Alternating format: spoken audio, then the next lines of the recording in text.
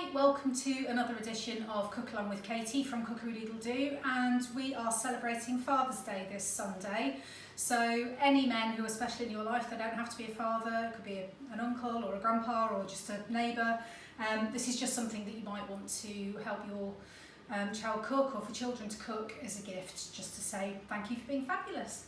So we're going to use some beer, seeing as it's Father's Day.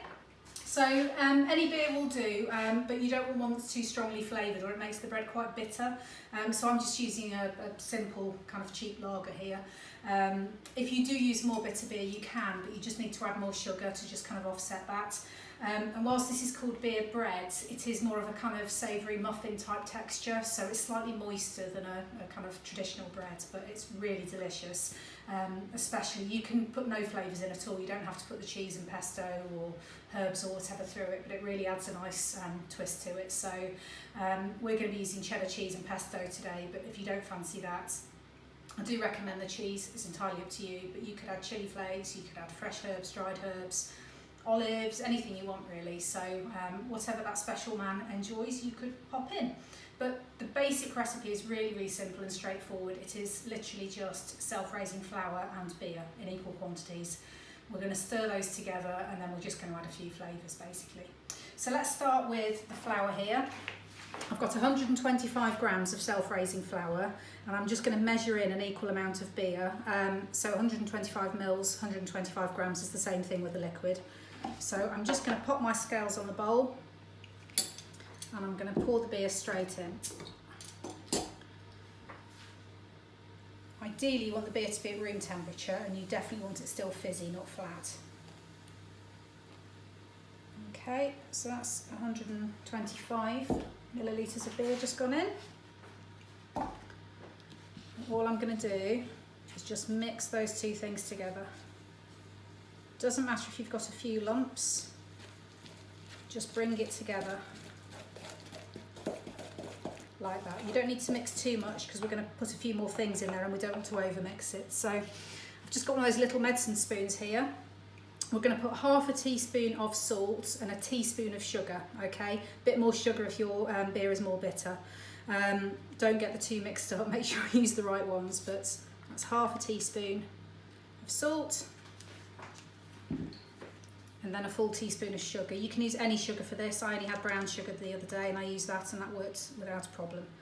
So in that goes. Just going to mix those in a bit more.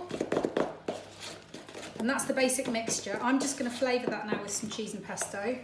So I've got here just some normal pesto, and I'm going to put in a dessert spoonful, a nice heaped dessert spoonful. So about that much. In it goes. And then here I've got 30 grams of cheddar. You could grate this. I've been cutting it up just into little chunks when I've been doing this recipe, and I think that's nicer. I think you come across like little chunks of cheese throughout the mixture. So I'm just using a plastic plate and a cutlery knife. Little fingers can absolutely do this. You might need to just cut it into the kind of strips for them like that, but small children should absolutely be able to chop this up. It doesn't need to be too precise. A few big ones, a few small ones won't hurt. And like I said, you can grate it if you prefer, but just coming across the odd little cheesy chunk inside the bread I think is lovely. So, there we go. I'm literally just going to cut that across into little chunks.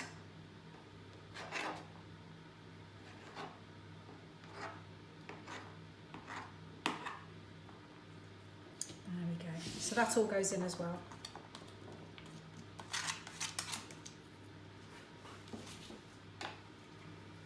Okay, and again I'm just going to mix that through because it goes a lovely green colour with the pesto.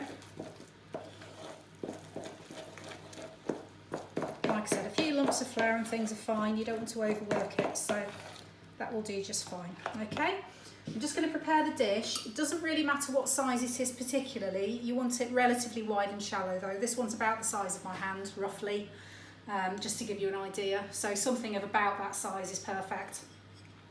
I mentioned 20 grams of melted butter. I'm just going to use a bit of that to quite generously butter the dish. You obviously don't want the beer bread to get stuck into the dish.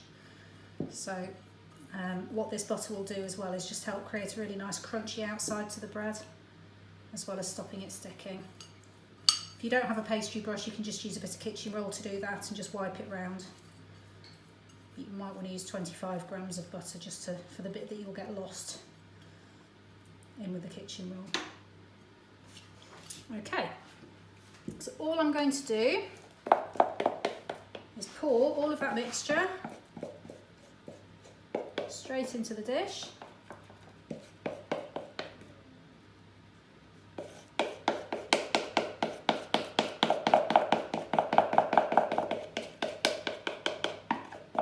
You know me, I don't like to waste any mixture, so good scrape. There we go, and it's a relatively loose mixture, so it'll kind of level itself off in there. And all you want to do is get the rest of that melted butter and just drizzle it all over the top like that. And it's that simple.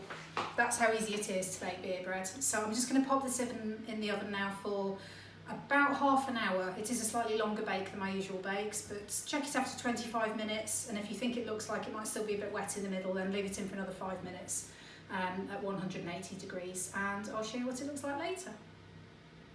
Okay, so the time has just gone off after half an hour, so let's have a look.